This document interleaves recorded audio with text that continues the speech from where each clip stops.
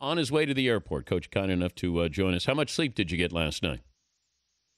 Not much, Dan. Just a few hours, but it's nice not to sleep when you're sort of wound up about enjoying an accomplishment rather than worrying about something. Which I don't sleep some nights because of that. What about the pregame? When you're going into a game like this, your confidence level, where was it going into the Notre Dame game last night? Well, I think the anxiety as a coach is always a concern about, have you prepared your team well? Are they ready to go? Are they in the right psychological disposition to go out there and compete and play the way they need to sustain their performance level and standard for every play in the game for 60 minutes in the game? And I think you're always concerned about that. I usually can tell in pregame, this sort of from an intensity standpoint, a mental energy standpoint, if we're where we need to be. And you're always worried, especially in these bowl games when you haven't played for a long time, if the players are going to be right. But I really felt like in pregame warm-up last night that we had sort of the right psychological disposition from an intensity standpoint. At what point did you have fun last night? When they dumped Gatorade on me. I'm one of those guys that I coach the game until the game's over, regardless of who's playing in the game. So I was, interested in trying to see our guys finish the right way. That was a big point of emphasis in this game, was to finish the season, to finish blocks, to finish plays, to finish quarters, to finish the game like we needed to be successful. So want to try to see that through. A.J. McCarron, I think, gets lost in the shuffle here. I'm looking at touchdown to interception ratio. When you go 10-1, that's impressive. Why is it that we don't look at him as one of the elite quarterbacks, maybe a Heisman Trophy candidate? What are we missing here? Well, maybe it's our style of play a little bit, and it's not really our style of play or our philosophy. It was the kind of team we had this year. We had a really good offensive line. We had really good running backs. Without the emergence of Amari Cooper and the loss of 3 wide receivers to injury throughout the season that were all significant contributors, our team just evolved into a little bit more of a running team.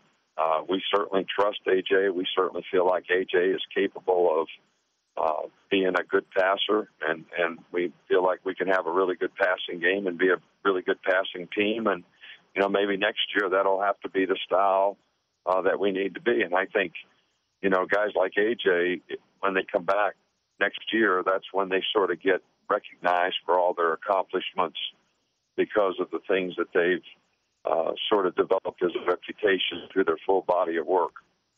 He's Nick Saban, the Alabama head coach, 3rd title in 4 years. I know you shied away from the dynasty topic. You said it was up to us. But what do you consider a dynasty in college football? No, I don't really have a definition for it. And I guess if you look over the last 5 years, winning 61 games is, pretty good for any program. But regardless of all that, the team I'm going to coach or start coaching today or tomorrow or whatever day you want to say, they're 0-0. All right. So we got a lot of work to do relative to the team that we have to coach next year. And I think it's going to be pretty obvious that when you have that kind of success, everybody that you play, you're going to get their best game because that's something they circle on their calendar as being a game that can make our season. So players have to understand that. I think it's okay to appreciate what you accomplished. You just can't, because if you appreciate it, you understand what it takes to do it. But if you revel in it, then you get lost and you lose sight of where you're going and what you need to do to continue to be successful. And that's something that we really don't want the people in our organization to do. Who was the best team you faced this year? Best team? We played a lot of good teams. Obviously, the one that beat us was the best the day we played them, and that was Texas A&M. So they beat us, so I think it would be unfair. Georgia came 5 yards from getting in the championship game. I think Notre Dame is a very, very good team. We played extremely well in the game against them, and I think the way we played offensively and the way we controlled the ball probably wore them down a little bit. Maybe they weren't quite as used to the heat as, our team was. So, but we have a tremendous amount of respect for them and their program. What did you learn from facing Texas A&M and Johnny Manziel? Well, the style of offense that they play, I think you have to think about maybe the kind of players that you have to play against it. We tried to emphasize it in recruiting this year to get some more athletic, fast twitch, quicker, more athletic guys that have to play against that kind of offense, because those are the kind of guys that are athletic enough maybe to be able to finish on him, because we didn't have any success rushing 4 guys and having a chance to get him on the ground or even make him throw the ball on time. You told me that you go to the lake house, you do a little air guitar. That's your way to relax. When do you get to the lake house, and what's going to be on the air guitar? Well, we got to recruit, and we got to get moving in the right direction here.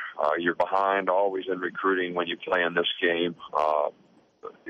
People have been out there recruiting, and we've been preparing for a game, so we got to kind of catch up in that regard. You're not going to get any sympathy, Coach, from anybody with that.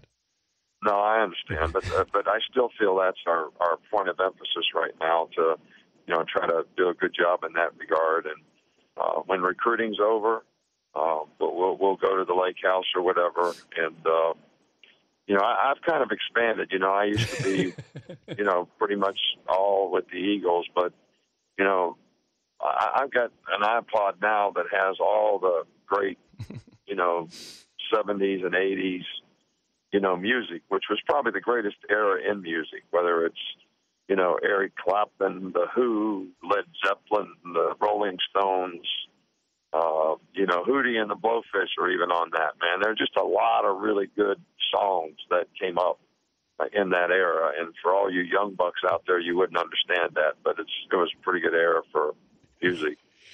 Before I let you go, you expect to repeat next year? I don't know why we would end up going there. We got to reboot the process of what we have to do with the team that we have coming back next year, and do a good job of developing them, and try to develop the kind of team chemistry that's going to help us be as successful as possible. And we'll certainly start focusing on that tomorrow. Well, you know what? Take an hour or so to relax and have some fun after that, Coach. It was very impressive. Congratulations on the win, and safe travels home. All right. Thanks, Dan. Appreciate you, buddy. Nick Saban, Alabama head coach.